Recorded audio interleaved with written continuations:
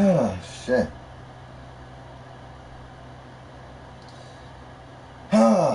Anyway, hello guys. I'm back once again for another reaction to Mahler's Game of Thrones Season 8, Episode 5, his Unbridled Rage. This is my final reaction of this video I was trying to make. I know I did 2 of these and I haven't finished yet, but this is going to be my last one and I'm done. It's not like I'm not gonna stop reacting to his channel and everything. His videos, he made good points and I gotta agree with what he said, because not all of them wholeheartedly, but he does make great points, and it's hard to explain, because you have some people's like, I understand what they're saying, but I still, you know, that guy make great points and destroys, and you know that whole scene don't make sense. How the hell can you say you are still right? It doesn't make sense. But that's besides the point. Skip me for talking. We're gonna get back straight to when he will talk about character being obliterated, been destroyed, and let's get into it. I'm thinking about it is actually kind of insane. We stop at when he was talking about Arya. Throws you so hard that your head explodes. Rest in peace, you bizarre character. Now let's crank it up a bit. Arya Stark. There's so much to say about Arya, about her entire story, and it's something that I'll have to get into more detail in future videos, but for now, how about that one scene that really matters in terms of her character? The Hound tells her that seeking revenge will only lead her to becoming him. It will lead her to death, and this convinces Arya to leave. Isn't this your whole thing? Arya had her moment back in Season 7 where she decided to pursue her family instead of her kill list. It seemed as though the girl who was losing her soul decided after a few choice encounters that there are more important things in life. And then, after she made it clear that family is all that matters, she decided to pursue her list. It's almost as if she's playing both character arcs at the same time, but now we can see through the writing that the only fucking reason D&D sent her up north temporarily was to have her kill Littlefinger and the Night King. It has nothing to do with her family, because everything is back to normal the second that the frosty fucker is dead. And so she goes, only to U-turn again? I will show you multiple times was, you know, she is in a position certain she has characters. no intention of returning. She will absolutely die to complete her list and avenge the Stark family, but then she doesn't when the Hound shares with her that it might be dangerous. I guess he couldn't have explained this shit back at Winterfell or along the fucking trail. They took longer to get to King's Landing than an entire marching army who left after they did, so it's not like they didn't have time. Not to mention that Arya has been successfully pursuing revenge for a long-ass fucking time compared to the Hound, who is apparently so consumed by revenge himself that he randomly decided to live a completely different life temporarily. Compare that to Arya, who's had Cersei Lannister on her damn list since Season 2. She's been consumed by vengeance since Season 1. She does not give a shit about death being a repercussion of her exploits. She would not have given up on the goal because the fucking Hound says she might die for it. I want to clarify though, Arya wasn't ruined, she was used. She was used for the writer's purposes. First, they washed her character, jarringly. I said that multiple times. After she took some incredibly disturbing paths in her life. Arya was going to be lost and tragic, consumed by the vengeance for her family to the point where she may forget why she started, but they cut that off. She goes from being a potential terrifying monster to pretty much altruistic again in just a couple of episodes. And this is brought to the forefront in her representation as just another civilian trying her best to help the city folk. It's ridiculous, but D&D wanted her to manipulate the audience into concern, and so that's where she ended up. Like I said, there's more to Arya as a whole, but perhaps perhaps that will be a discussion for next time. Which then leads us to Cersei Lannister, who is quite possibly the most wasted character in the entire show, though there is a lot of competition for that. They killed the Night King in a clumsy disaster so that Cersei could slot in as the new villain. Only up to that point she'd spent her time sitting on her ass or at a balcony. And despite that, she'd generated a full-force army that could repel dragons, and she got most of that out of thin air, to then have it taken away in the same vein. She was killed in a fucking drive-by because she stood in the wrong place at the wrong time.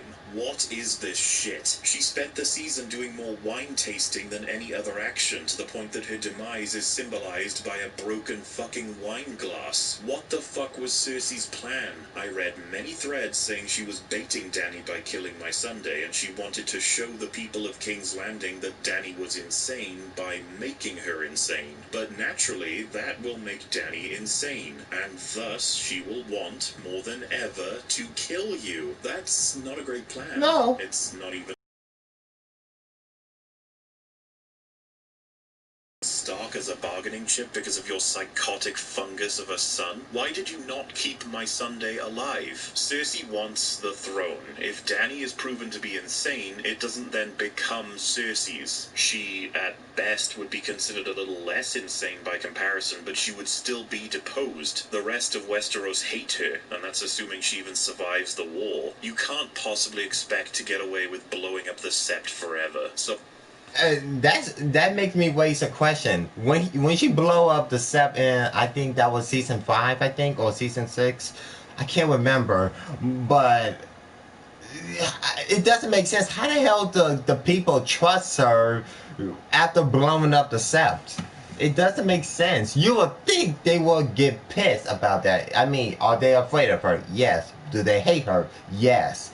But you would think they would not go into the keep for protection. What was her plan to keep the throne? Why didn't she keep Grey Worm Sunday hostage? Why is it that she was essentially a statue throughout the episode? Where is Cersei fucking Lannister? In terms of writing, her character wasn't assassinated, thankfully, just humiliated. Cersei Lannister, despite constantly complaining that her father sold her off for alliances, hoard herself out, sacrificing her self-respect to get a defensive force that amounted to nothing. Her baby amounted to nothing. Her life amounted to nothing.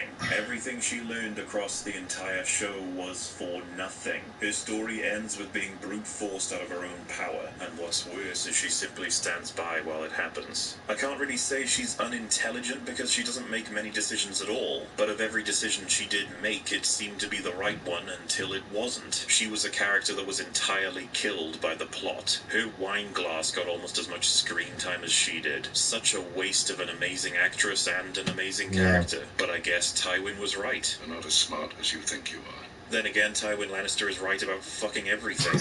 Though I do have to say that it's a crying fucking shame that Cersei never got to meet up with Sansa again after everything they've been through. There is no recognition of growth or history, no empathy for their situations, or hatred for causing each other so much grief. What a fucking scene that could have been. Oh, damn. Are you sure Mauler, are you sure you should be the one writing this? Because you got some good ideas. God damn. And that brings us to the characters that were obliterated. Tyrion Lannister, identified almost entirely by his intelligence, has been stripped of any critical thinking one could imagine while lacking any cunning, courage, or my third favorite character. I think that Sansa told him the truth for the sole reason that he is trusted by her, especially when she explicitly states that Dany might not be the right ruler in the same fucking breath, and he's aware that they hate each other. Is Tyrion a stupid fuck? He also knows that Sansa wants a free North. Even Jorah knew that this created enormous amounts of tension. Not to mention that he should be fully aware that she is an opportunist and that she wanted him to spread this secret, and so what does he do? He spreads it. And to be specific, he spreads it to Varys. Why? What do you expect Varys to do with this information if not decide to betray the current queen? Why did you tell him if you think this information is irrelevant and no one should do anything about it? Are you a stupid fuck? How is it that Sansa Stark managed to outsmart Tyrion fucking Lannister? It's almost as if the show wants us to think that Sansa used the fucking Kirby Swallow to steal and combine the abilities of Cersei, Tyrion, Littlefinger, and Ramsay to now be the smartest person in the fucking world. That is not how it works. These people are... And I actually been in an been in a debate about talking about this when out not on my live stream or nothing. Me and my friends and other people, we've been in a debate and talk about Game of Thrones, about this, and some people said to me that Sansa outsmart Tyrion because she been around with I've been around with Tyrion, Littlefinger, Ramsay Bolton, and Cersei. That she took their, she took some of their, their hard lessons and everything, and she knew that to change. What the fuck? No, that's fucking stupid. Just because you Sansa is surrounded better characters does not mean you get to be smarter than them. That's fucking stupid. Fuck you. Clever because they stood next to and absorbed smartness from other people. Cersei didn't learn shit from Tywin, and besides, Sansa can't be all that mastermindish if she was so overt in making a fucking enemy out of the woman who can obliterate Winterfell in seconds in the first place. I mean, I don't know why the hell she trying to, stand her ground and act like a total bitch to her. I mean, she got a dragon. Your soldiers can't kill her dragon. Sansa makes herself an obvious opponent within moments of meeting Dany, and again when Dany presents an olive branch. Look, the fact is that Tyrion read every book in the fucking solar system. You don't get to be smarter than him just because you stood next to better characters until you decided to wear this weird-ass armor, act smug all the time, and sport a dumbass sonic ring on a chain. What the fuck is this supposed to be? You wear it all the goddamn time and the ring never moves. Stupid fucking... The writers provide you with every unearned break you'll ever need in stupid ass 7 and clothes 8, she's and all you wearing. have to do for it is happen to stand around like a fucking diuretic giraffe. Regardless, you are one of the people who outsmarted Tyrion, ruining his presence even more. Just to be clear, I don't hate the actors or the actress. I just hate how their character is Not written. that his character isn't falling apart anyway. He betrayed one of his apparent best friends and has them sentenced to death for a crime of something. I guess it was treason, even though Tyrion then commits several acts of treason in order to get what he wants several times. And that Varys can't. Does he just hate Varys all of a sudden? I think that Tyrion is saying goodbye to his best friend in the world. He doesn't even give Dany a small plea for Varys' life. He is portrayed as spineless, confused, and desperate, despite being in a better position of power than ever before. He doesn't even have Cersei trying to delay him or Joffrey trying to kill him, and yet he's worthless. Why are you a stupid fuck? Clearly Season 2 Tyrion was peak Tyrion, and we will never see his like again. But pushing on with his brain being dried up, he knows a secret entrance into King's Landing and a direct pathway to Cersei fucking Lannister, and yet he fails to mention this to anyone prior to the night before the assault, despite his faction having access to the greatest fucking assassin in Westeros. She killed Satan. I'm not okay with that. Tyrion's mind when his goal is to save as many lives as possible. You could smuggle a whole selection of Unsullied through that secret entrance. Do you remember how they had ideas like that before Tyrion even joined them? Why did Tyrion decide The to walk liberation into of an active Marine. combat zone against men on the opposing team who are still alive? You are an extremely distinctive, well-dressed dwarf wearing the hand's pin walking through the gates of a city being sacked. Are you stupid fuck? Speaking of which, it's getting fucking lame that Tyrion keeps having these strolls through burned corpses with his judgmental face. Like, I understand doing it after the fact when we find out the men have surrendered, but prior to that, did he forget that he did the exact same thing? Did he forget that he used wildfire in the Battle of Blackwater and as a result, hideously burned thousands of men? And yet, he references the battle with pride in many of the later seasons. You could storm King's Landing tomorrow and the city would fall. Hell, we almost took it and we didn't even have dragons. Almost. Kind of forgot. Look, whenever you talk, it helps nothing. Stop. The point is that they turned one of the most intelligent and consistent men of Westeros into a slow, bumbling, cowardly, backstabbing, manipulable, sobbing rat. And it's not this season that is solely to blame, but it is the one that sent his character to the grave. Which brings us, lovingly, to Jon fucking Snow. Admittedly, this won't take long because it's about a specific part of Jon's character that has been removed surgically. I always said what I said about Jon Snow in the first, when I started this whole reaction for this video. Just watch the first one I made for this one. I don't need to say nothing for this. So he would die for his convictions, and throughout the seasons we have seen that resolve get tested. Jon has committed to many expeditions that essentially present him a choice between saving innocent lives or protecting himself from danger, and he will always choose the innocent. Jon became a fan favorite due to his courage when facing down enemies that he chose to fight in order to make the world a better place for everyone. And once the world around him noticed, he started being elected into positions of power, and he was impressive.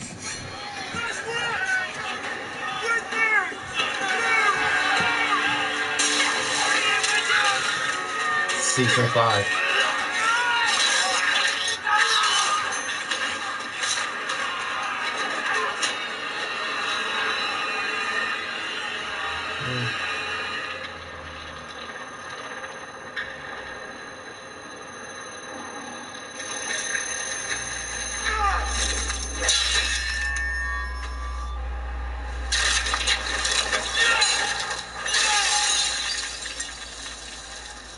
There's no need for a battle. Thousands of men don't need to die.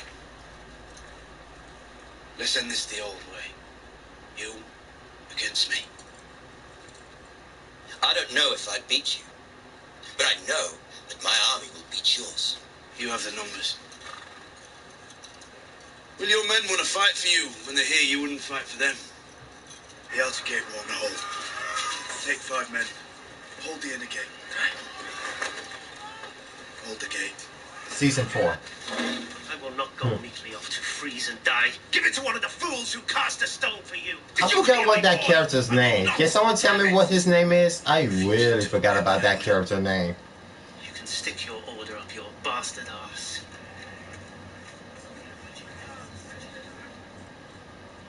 Take Lord Janice outside. Oh, Lord Janice. Janice. Okay, I wouldn't know. Nope, Lord Janice.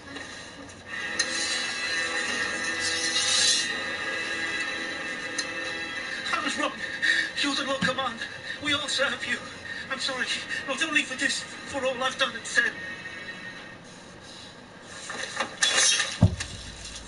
These are all moments in the face of denial, disrespect, and certain defeat that he will lead. And he pulled through, leading him to clash directly with the Mother of Dragons, the would-be queen who wanted the world to kneel. He showed no lack of self-respect. Pledge your soul to her cause. And why would I do that?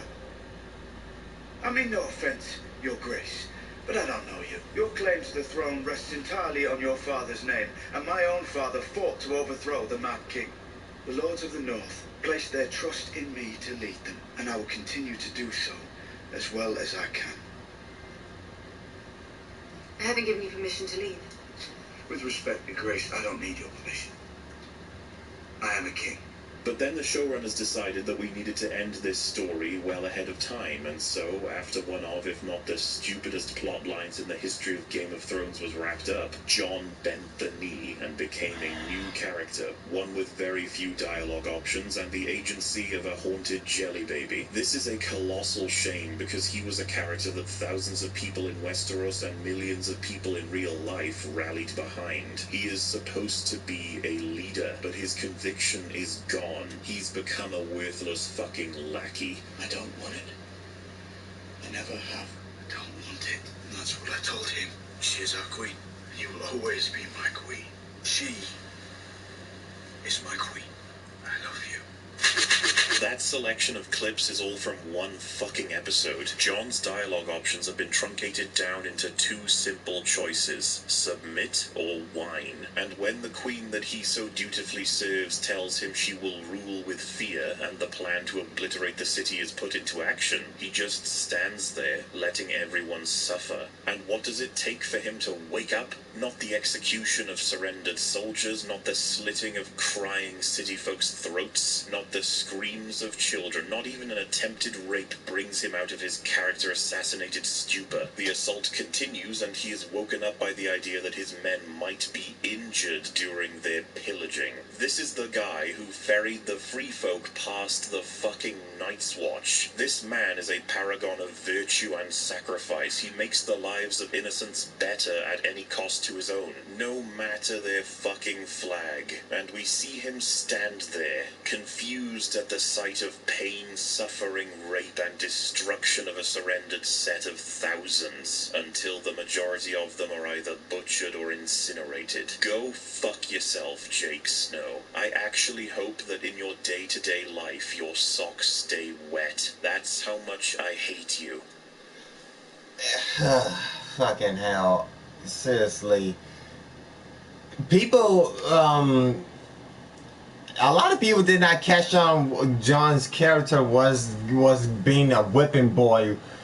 His character became a whipping boy when this whole season started. He talking about she's my queen and then my queen. I was like, I let episode 1 and 2 let that slide. Episode 3, he didn't say that so much. When episode 4 came along, I'm like, can this man say anything other than saying, you know, doing this, she my queen and blah blah blah blah blah. My fucking God, kill me now. Though I suppose that goes for most of the characters at this point, which means we're moving on to Varys. Lord Varys was such an awesome character, a man who was always in the shadows, moving the pieces on the board in order to reach a conclusion that gave the lowest of all people in the realm a fighting chance at something wonderful in the world. And that goal mirrored his own journey from abused pauper to powerful puppeteer. He achieved it all through a network of informers and careful messages to the right people at the right time without his enemies retaining a single clue as to his involvement in any of these events. And once he returned to Westeros, I can't think of a single thing that Varys accomplished, other than getting more allies to Dany that get annihilated in one episode each. The rest of his time is spent openly complaining about the state of affairs rather than doing something about it behind the scenes. And then this episode arrives and stole from him his greatest attribute. On a beach in and among a bunch of randies with Tyrion staring right at him. He implicates himself to so many people, and he barely knows them or how they would react, especially Jon, which raises the issue that Varys shouldn't be this vehement about Jon's leadership in the first place. What makes him think he will be a great king when he's only proven himself a great warrior? Isn't that specific factor the premise of Robert Baratheon, the warrior king? The same king that Varys helped get rid of due to his incompetence leading to the realm's suffering? How does Robert Varys, B. after all of these fuck-ups, allow himself to be... I love Robert Baratheon. It's just so fucking funny. Will have no relevance to future events. He cannot be a martyr. Remember, north or south, they sing no songs for spiders. Besides, I don't remember stories of him falling on a grenade to stop the Mad King, and Aerys made it known that he intended to kill everyone in King's Landing. With Dany, that was murky at best. It just doesn't make sense. He always stays out of trouble, away from the potential dangers, and has everyone and anyone do the dirty work at his behest. And yet, he doesn't heed blatant warnings for his safety, nor his little bird's safety, despite having a heart that goes out for the people, specifically. He is an incredibly useful character, and he has a wealth of knowledge, and he lost everything in order to be killed because Melisandre said so last season. It didn't matter if it made sense, and now his legacy becomes that of, oh, he was right after all. And that's the thing. Varys has an incredible track record in keeping himself alive. That's his entire thing. He constantly pushes push his pieces on the board, but never so hard or fast that it can kill him, because he will otherwise never be able to push another piece again. And yet he's doing stupid shit like choosing this moment to kill Dany when it's quite possibly the worst timing ever, unless he wants Cersei to rule Westeros. What was said to Varys in the Flames? What was his connection to the Lord of Light? What was his purpose in this show? Why was he so on board with promising the Tyrells and the Dornish fire and blood, only to be utterly repellent at the mere ideas of burning and killing in order to achieve victories? In the end, Varys was a worthless character, a spy master who operates in broad daylight, hardly pushing one piece on the board at a time to reach a conclusion that might bring Westeros even more pain than before. His goal fought everything we knew about him, and he tried to achieve it while ignoring every sign of danger, exposure, or failure. In the end, he had no self-preservation, no intelligence, and no consistent sense of morality. He couldn't argue for his life in his final moments. He couldn't even go out damning Daenerys with an ominous line about the fear and terror she has wrought. Varys was fucking ruined. And sure, and Conleth Hill, I hope I'm not butchering his name. Shoot, he said multiple times in interviews, shit. Like I said, if y'all had not seen the video when the whole cast, react to their script and they was reading it, Conleth Hill, when he read his script, he just like, hold on, this is his script right here. He didn't give a shit no more. That just showed that he didn't give a fuck. so, Because they fucked up.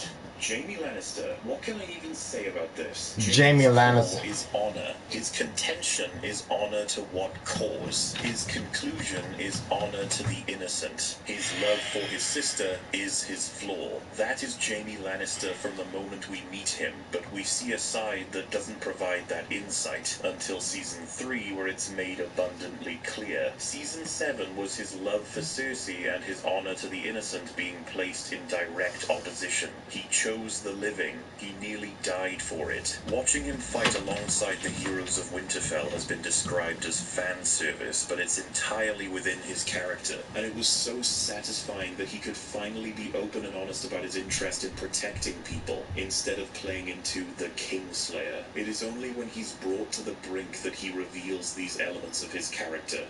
Tell me, Lord, precious Bentley, commanded you to kill your own father and stand by while thousands of men. 1 second.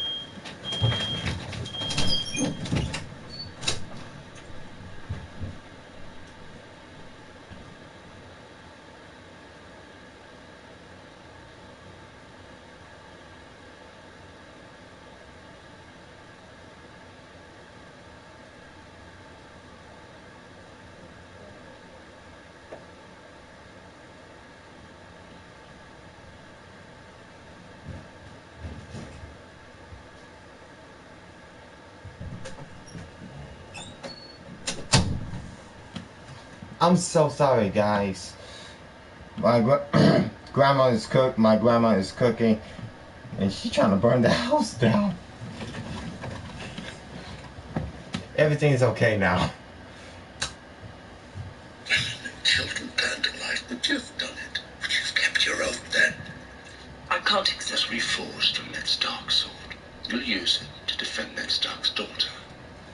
Sworn oath. To return the Stark Coast to their mother. Lady Stark's dead. Arya's probably dead too, but there's still a chance to find Sansa and get her somewhere safe. I'll find her. For Lady Catelyn. And for you.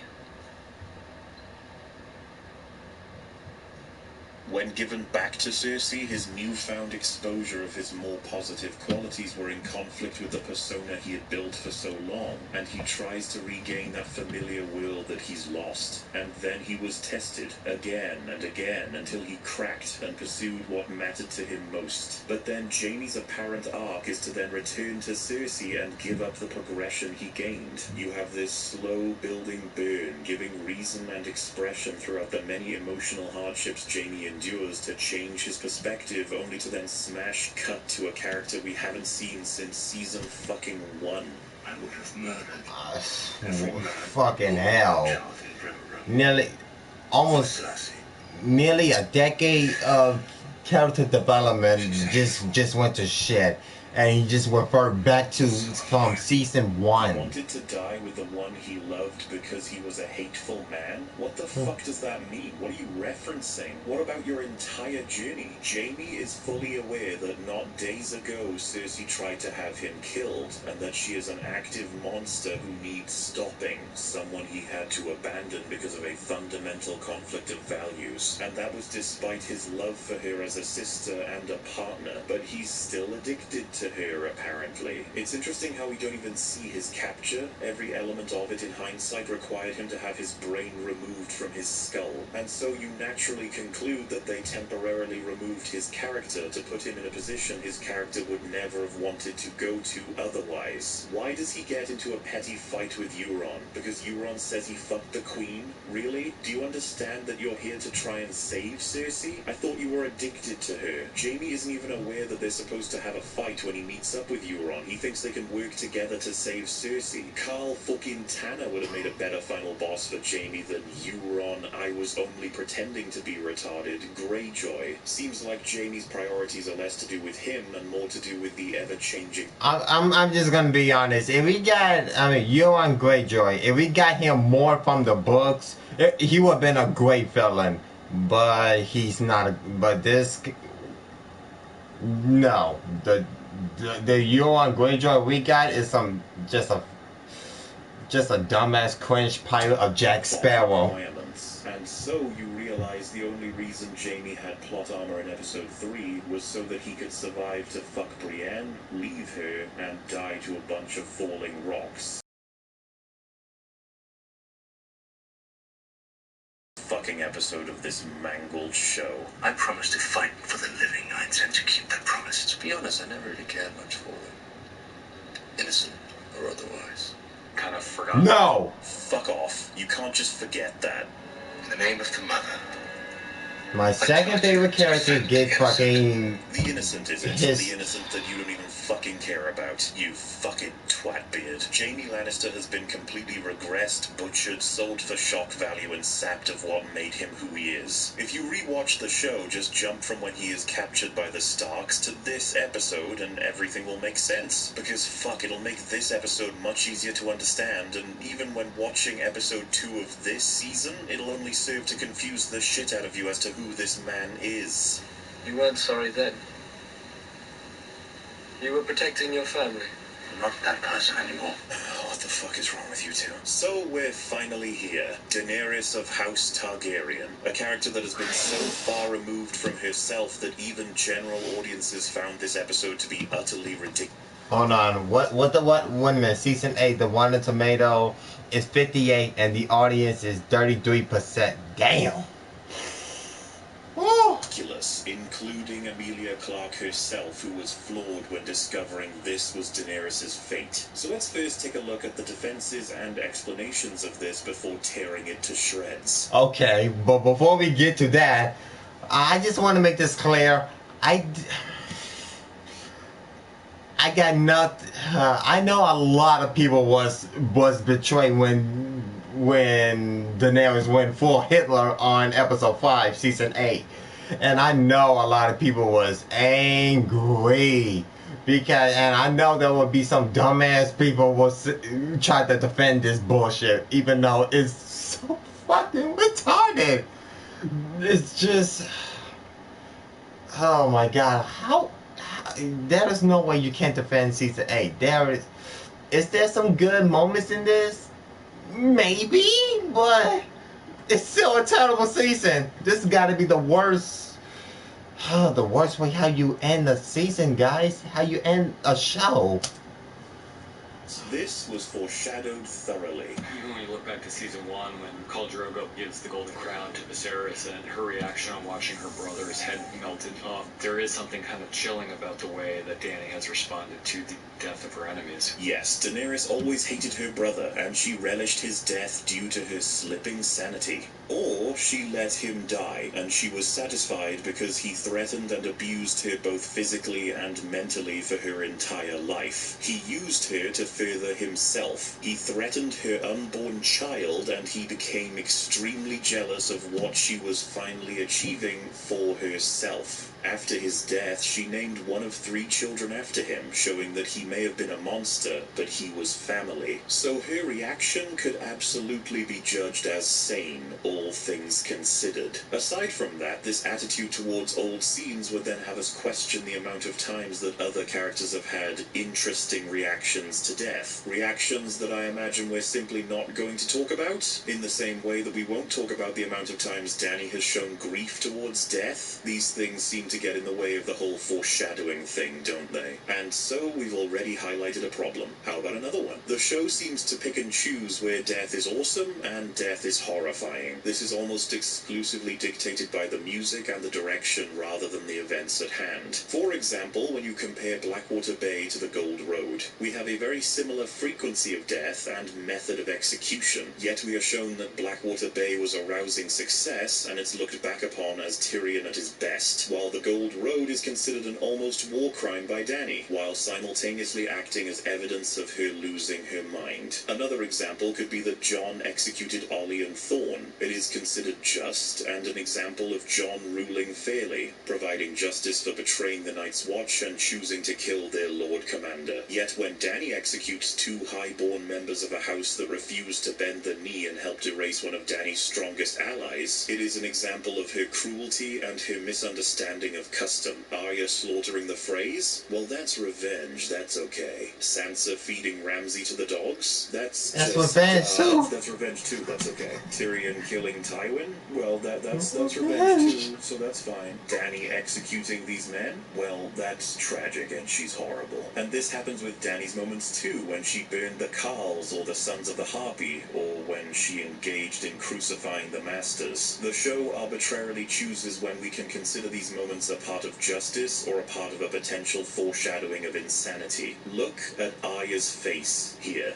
Does this look like foreshadowing for an altruistic, family-oriented adventurer? Where's the mad assassin Arya? As I said, sometimes we get heroic cheering, sometimes we get lingering shots of men slowly dying with tragic music. So what does that all mean? It means that they took older scenes that could be considered a microcosm of Dany's later attitude, and they called it foreshadowing. Not only is that not how foreshadowing works, I'm not going to get into that here, it does not function smoothly. Because, 1, they forgot the contextual justification for the events of those scenes. 2, these scenes are often similar to others and are yet portrayed to be much worse than those same others. 3, they forgot that there are several scenes that stand as counter to the notion of foreshadowed insanity. And 4, many other characters have a similar set of scenes we can cite, and yet they remain altruistic, merciful, or at the very least sane. Finally, if the difficult events she has gone through in these episodes guarantee insanity, then she should have been long gone ages ago. The woman has had a hard life. So we're throwing the idea that she's just insane and it was foreshadowed out the fucking window. Let's have a look at some of the other reasoning, shall we? Let it be fear.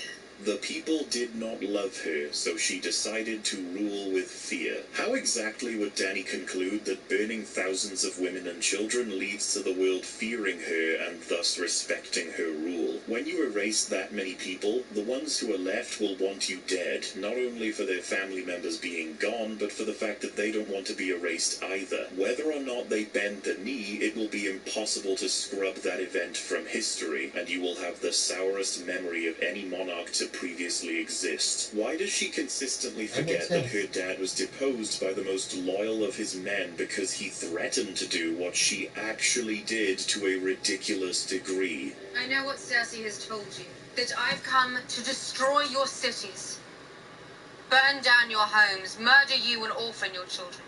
That's Cersei Lannister, not me. I'm not here to murder. So that was a fucking lie. She told these people that Cersei was wrong, or rather that Cersei was lying. So congratulations on proving her right. I'm actually confused that taking out every single Scorpion with pinpoint precision, erasing the famed Iron Fleet and the Golden Company while obliterating the Lannister armies wasn't enough fear. Do you guys remember how the threat of violence gave her more control than committing to the violence?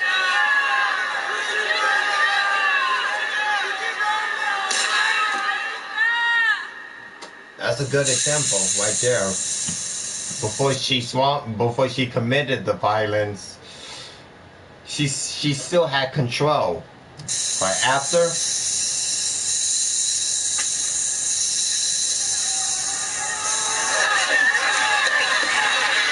right up until the Arak was swung, she had control. I suppose she learned fuck all from this. But sure, she did it to make people even more fearful of her, despite all of the obvious advice and experience she's had, making her an idiot. Fantastic. It's in that moment on the walls of King's Landing where she's looking at that symbol of everything that was taken from her when she makes the decision to make this personal. Can I just say that I love that the showrunners have to explain the motivations of their fucking characters to us in third-party fucking content that plays after the episode. Maybe you wouldn't need this if you wrote your characters properly and stopped forgetting everything. But it's even worse because this just confuses people. You are saying that she is so overcome by facing the tragedy of what her family lost in the form of the Red Keep that she decides to destroy everything in King's Landing, including half of the fucking throne room. She should have been overcome with triumph. She's won the seat of power back in the name of her family against all odds, but instead, no, she will burn the city to the ground, providing a gross endangerment to her own faction while destroying her own reputation in order to kill innocent children. How do you expect me to believe that when she is the same person who can't stand to watch the suffering of even one innocent? So she must have gone mad. Not a great argument for a well-respected 8-year-long character, but let's check it out a bit more. Daenerys lost a large portion of her army. She lost Ser Jorah. She lost Missandei. She lost Rhaegal. She lost a lot, that's true. So has Jon, Arya, Sansa, Tyrion, and many other characters, and yet they didn't commit to murdering fleeing civilians due to maniacal insanity. Even Cersei's choice to blow up the Sept made a lot more sense politically. Regardless, these are the kinds of losses that should push Daenerys towards pursuing a painful death for Cersei Lannister. She could have been consumed by her hatred for Cersei, and in her pursuit, she steps over the line. Instead, we don't even know if Dany is aware that Cersei is dead, and we certainly don't know what exactly would make Dany stop her rampage. Is she really waiting to make sure she's killed enough people? So, what else made her go crazy?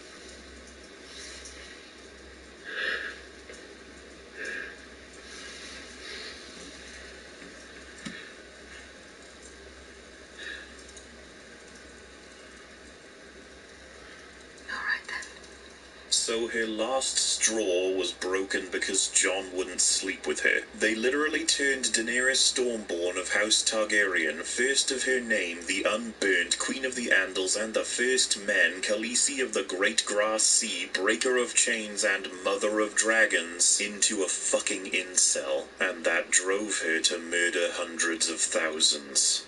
Okay. that's Many fucking people say that the scene stupid. does not represent that whatsoever, but if Jon had engaged with her, made her happy, it's implied that she may have reconsidered how to rule or what action to enact, and that's very embarrassing. Dany is so much better than that. She wouldn't just give up and interpret this moment as being unable to rule with love and thus needs to kill everyone. But even if you swallow that, that means we're supposed to believe that Dany essentially lost her mind over the course of 2 episodes, and it was spurred on by Jon refusing to put his peenie in her vagini. The fact is that people still love Daenerys, and she thought her aware of that. There are still armies that love her. This is just pathetic treatment of characters we've come to know for a near decade. The idea that she simply went mad is not only disrespectful to who she is, but it undermines everything that built this moment. Not to mention that the show has already completed a storyline like this with Cersei, and it was done extremely well by comparison. The idea of making an utterly reprehensible, insane decision that, as far as the character can tell, is the only thing left to do, and yet seems crazy from anyone viewing it from the outside. And we saw her get there after spending her days being a pawn to other powerful rulers. Once they're gone, she was free to prove herself, and her arrogance cost her everything she had left. After recovering and engaging in one of the most destructive events to ever face Westeros, and her last child became is dead, full she on madness. completed her journey into madness. There is no action too unloving or unreasonable. She even sells her own body to gain power and control, as her father once did to her,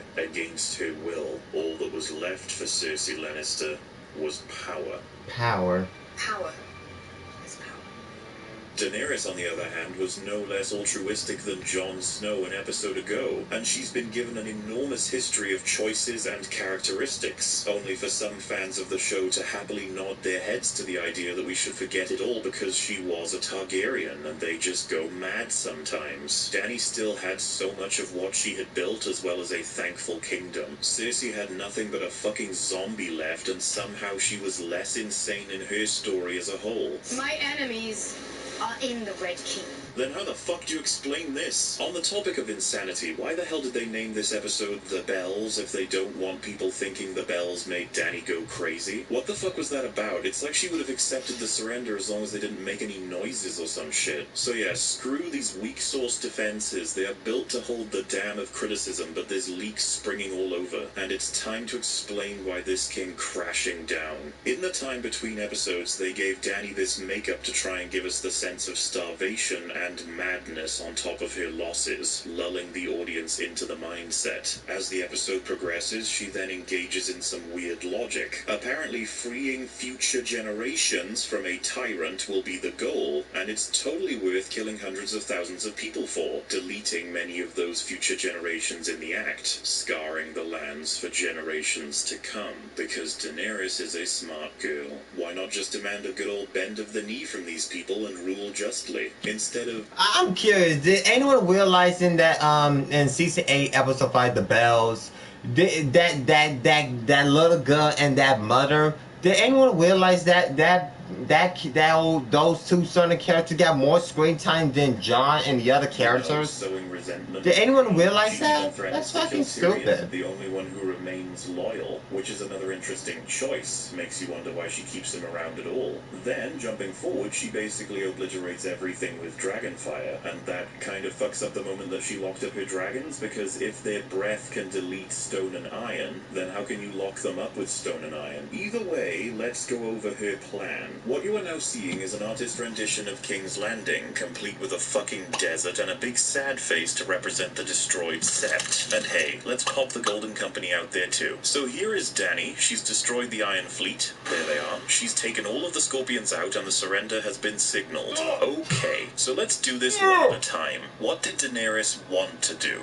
Well, she wanted to run right over to the Red Keep and incinerate Cersei, though she's feeling particularly angry, so let's say she does that and there's some collateral. She gets there and oh no! A few of the streams of fire have now hit civilians, and anyone inside has been burned beyond belief. How horrible. But at least the fight is now over. Next up is what she could have done. She could have made her way to the Red Keep and burned a straight line to it. She could have ignited some civilians and some soldiers until the big finish. Cruel, but not too far out of what to expect. Then we move on to what she can't do, and that would be zigzagging her way there, heading to the Red Keep but making sure to blow a lot of shit up along the way, ultimately slowing herself down a bit too much. It would have been nonsensical to many of us, and we'd be scratching our heads as to why she is hunting down people. And so that leaves us with the last version, what she actually did do. And, what was that? Well, yeah. But to more accurately represent it, she basically makes the rounds on every element of King's Landing that isn't a direct hit on her own men, though she does absolutely deal damage to them in the form of ashes being inhaled, if not directly killing them. The funny part is that she essentially employs the lawnmower technique for about half of it, then hits the Red Keep, then lawnmowers the rest, and then finishes the Red Keep, only to seemingly hunt down Aya or some shit. This strategy is actually genuinely, astronomically, legitimately, really, photonomically, technically, theoretically, scientifically, professionally, significantly, and psychotically fucking deranged. This is the kind of thing that Ramsay Bolton wouldn't even do because he would run out of people to fucking torture. If you don't understand what I'm trying to say, then let me make it clear. This is out of character for any fucking person in Westeros. And what's worse is we don't even see Dany throughout the destruction. We don't see how she felt while committing this atrocity. And so we've been over what happened. So now let's look at why it's poorly written. Daenerys of House Targaryen is absolutely a ruthless queen. She is capable of selfless love and cruel punishment that can breach into moral grey zones. But for every dark moment in her life, she has plenty of pleasant ones, moments of kindness and generosity. There's a reason why so many people love her character. It's almost like she's a human being, capable of a variety of feelings and impulses. She makes recognizable decisions for reasons that make sense with who she's built herself to be, and others that are driven much more emotionally. So when she's compared with Arya, I will bake your son into a pie and feed him to you, Stark, or Sansa, I will watch as your hounds devour your face, Stark, or Jon, I will hang a child that was manipulated into action he didn't understand, Snow, she's downright normal. Daenerys slots quite nicely into this world of complicated morality. But there are a few fundamental lines to consider here. Dany does not punish the slaves because of the masters. She does not kill innocent people. She always shows remorse for any innocent collateral damage, and she is not here to become Queen of the Ashes. I am not here to be Queen of the Ashes. Our fathers were evil men. All of us here. They left the world worse than they found it. We're not going to do that. We're going to leave the world better than we found it. I don't want another child's bones dropped at my feet.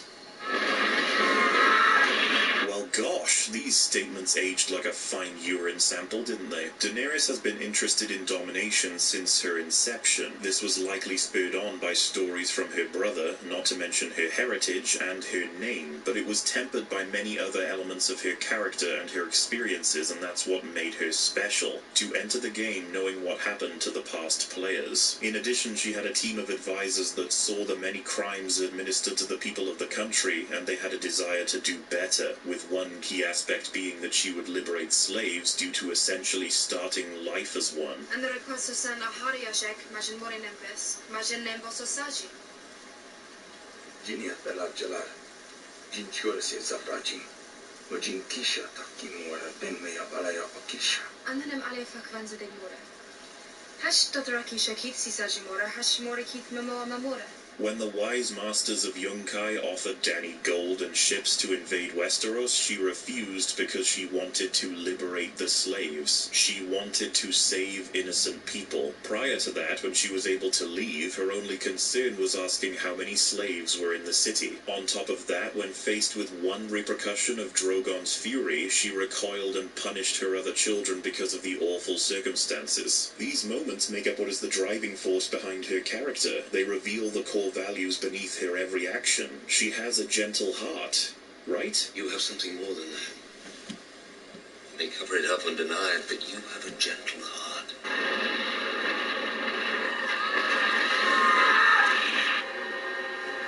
You have a gentle heart.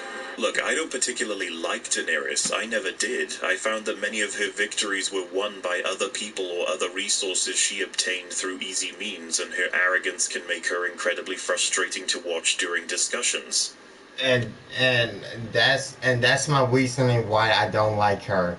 I don't hate the character. I just don't like her character because, I mean, when you think about it, everything what she went through from season 1 to 8, what did she do? I mean, like, and like when she get her hands dirty, like like stuff like that. Everyone does everything for her. Even her dragons does everything for her. It's just, ugh. Her arrogance. She's so self-entitled, and people like this character. I don't know why. It hurts me to watch this character. Move, and the explicit reason she didn't assault King's Landing up to this point was to avoid killing civilians, especially children. Slay the master, slay the soldiers, slay everyone who holds the whip, but harm no child. That will mean blood on your hands before the thing is done. The blood of my enemies, not the blood of innocents. She will not spill the blood of the innocent nor of children. And yet we get a moment in this episode where Daenerys may as well have specifically targeted an innocent crying child trying to help its wounded mother from the ground after being cut down by a Dothraki rider. And despite all of that, Daenerys chooses to cremate them both herself. What the fuck?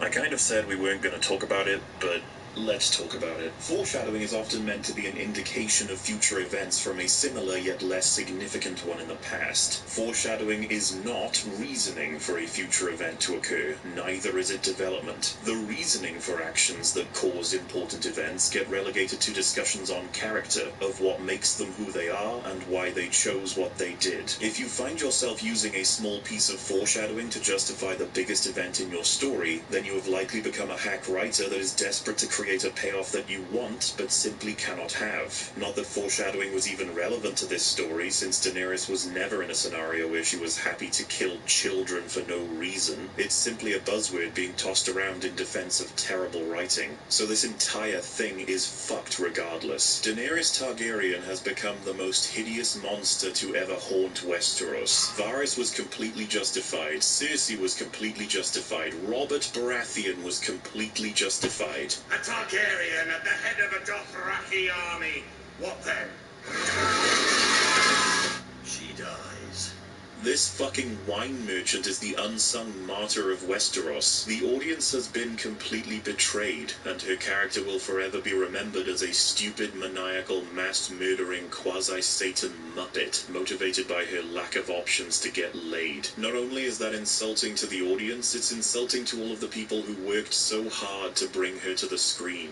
I don't think she decided ahead of time that she was going to do what she did. You don't think? Aren't you the one who writes these characters, you quantum retard? Dany has been swapped out for another character. It's a plain and simple assassination, and as much as Luke Skywalker held the title previously, Daenerys Targaryen is the most horrific example of a character assassination that I have ever seen in media. It is a literal U-turn. A woman who fought for the release and protection of the innocent that ends up burning hundreds of thousands of them with no fucking remorse for no fucking reason. A complete contradiction, and they are welcome to be proud of winning that award. Wait, what? They submitted the finale for a writing Emmy? Are you fucking kidding me? Is Clownworld actually real? Bobby B was fucking right. Your mother was a dumb whore with a fat ass. Did you know that? Oh, I meant about Dany, but I love how this whole show has just proven that he should have stayed on the Iron Throne. What a fucking waste of time. Though I did think it was interesting that the opening of this episode had the montage to remind us of any lines during the show that could have foreshadowed Dany's descent into madness. Not the montage itself or the content of the quotes, just the method of writing. It's like the slimiest way to try and force an outcome that you want but can't have. You can do this for any character. Let's assume Arya goes crazy, and at the beginning of the episode we had this. A Stark alone can be a terrible thing. Children are not their fathers. She does not want power or money, she wants blood. The North remembers. She will be the end of us all. She's killed children. She will never stop. Not if they lose their heads first.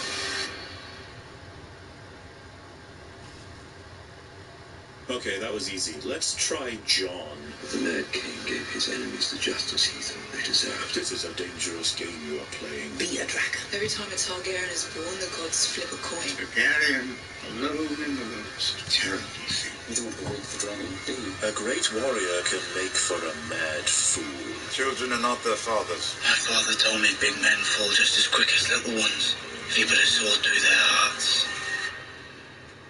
So you can kind of see where I'm going with this, right? Let's try one more. The man who will cook the world into oblivion. Each time Popeye? is made. Oh shit, I haven't seen him since season Children are not their fathers. 6, I think? This creature will have us all on our knees in his kitchen. Even the White Walkers fear what comes from his oven. There's nothing in life he wants more than our suffering. He will not provide it, but you can pray for a quick death from the hot pie. I knocked him down, and I kicked him in the balls, and I kept kicking him until he was dead. Like I said, it's bullshit, and they should be ashamed of how little work they put into writing this when millions of people would have killed for the chance to take any of these characters further on their respective journeys. Daenerys Targaryen was fucking obliterated. And so that leaves us with something of a conclusion. Season 8, Episode 5 of Game of Thrones was a disaster. It's undeniably the worst episode in the show. The world building is mostly a continuation of how broken it already was from previous episodes, and yet it is depressing just how tiny this incredible world has become. There are no reasonable consequences for any actions any longer. In fact, the world services the characters. It doesn't exist on its own merits. I now assume that whenever all of the protagonists are about a mile away from any area, it simply turns black and white and goes on pause. Conversations are cut short when important, and they are elongated when playing up a joke or filling time. They have taken what should have been incredible payoffs and replaced them with confusing ones. This while providing payoffs that are completely unearned and nailing the ones we've already ruined through hyping them beyond what the source even has as meaningful content to support it. Despite how simple the episode is, the plot was still utterly ridiculous. Every character seems to commit to actions or pathways that are the most difficult or useless, especially while other ones are present. It shows the blatant cracks in the resources of the world and the agency being completely sapped from so many threads in the plot. But the biggest element that was mishandled to a previously unseen degree was absolutely the characters. Almost all of them either lost their development since the show began, or they betrayed themselves to such a degree that they make Ryan Johnson look semi-competent. These were beloved characters of 8 years in the making, and you ripped them all to shreds in order to get the job done quickly. Your apathy has never been more obvious, and as a result you tore apart what people connected to for a decade. It doesn't actually matter if you two no longer give a single shit about this silly magical zombie and dragon show. It doesn't matter if you think you had better things to do. Millions of other people were waiting for a meaningful conclusion to their investment. They held their breath for these final episodes. So much inspiration, so much love turned to ash. There is no fucking excuse for this kind of incompetency. Storytelling has been a core part of the human experience since its inception. Through stories, we can teach the young and impressionable. We can caution the naive. We can inform the ignorant, or we can find meaning in the lives we live by watching how these people do the same thing. As they face fictional hardships and heartaches, we can learn how to face them for real. Shitty fucking writing is ruining all of that. Shitty fucking writing is damaging the majority of franchises that were once pillars of a generation of media. Shitty fucking writing is getting more and more common the more we say it doesn't exist. The more that we say that consistency in character, plot, world, and theme is entirely a preference, the more you can expect stories like The Last Jedi, X-Men Dark Phoenix, Terminator Genesis, The Predator, Alien Covenant, Ghostbusters 2016, Captain Marvel, and Game of Thrones Season fucking 8. There is no skill, only feels. Words that will kill writing as a craft.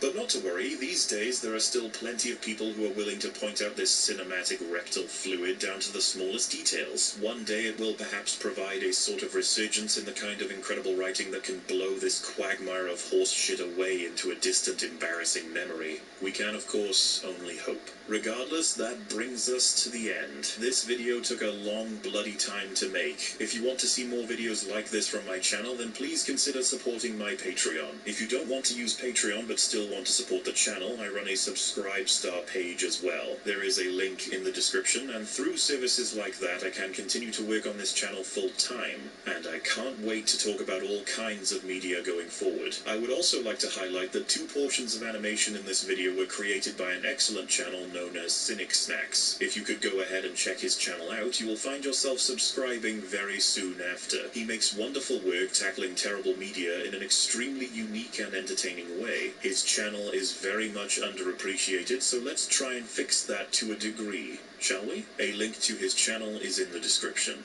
Now, my coverage of episode 6 of this season will arrive one day, but I am currently unsure of exactly which project I will be committing to next, so I guess I will simply see you next time, whenever that may be and for whatever project that may be. Thank you so much for watching, and I'll see you folks next time.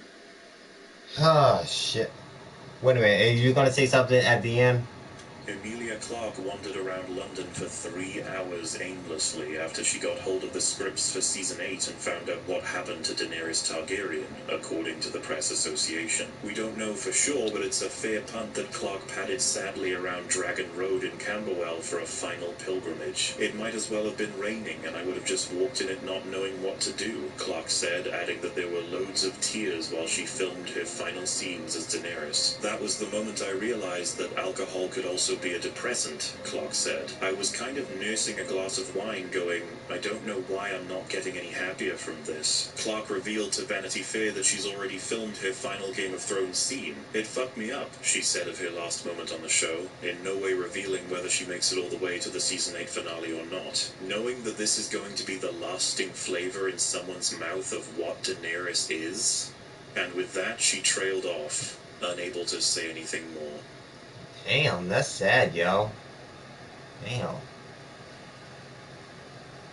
I meant what I said. I wouldn't say she's acting like the Mad King because it's rational. She's giving them a choice and they choose not to bend the knee to her, and she accepts that choice and she does exactly what she told them she'd do. She's not her father, and she's not insane, and she's not a sadist, but there's a Targaryen ruthlessness that comes with even the good Targaryens.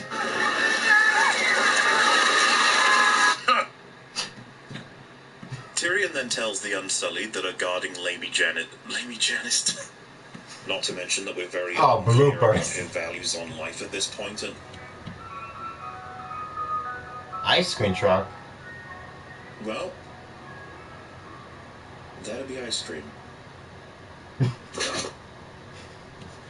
Okay, that's the end of this. Fuck me, I'm about time we finish. Oh damn! It took me a while to finish this whole video. It took me three reaction videos to finish this. It's not like I don't have the time and everything. I do, but sometimes sometimes we are busy and we cannot get to have the right certain time to do a reaction videos and all that stuff. But anyway, thank you for watching. We finally finished with this season 8 episode 5 Unbridled Rage. When he makes season the final one, I will be there. But Mauler, like I said, this is a great video. Keep doing what you're doing. Thank you for watching and see you guys.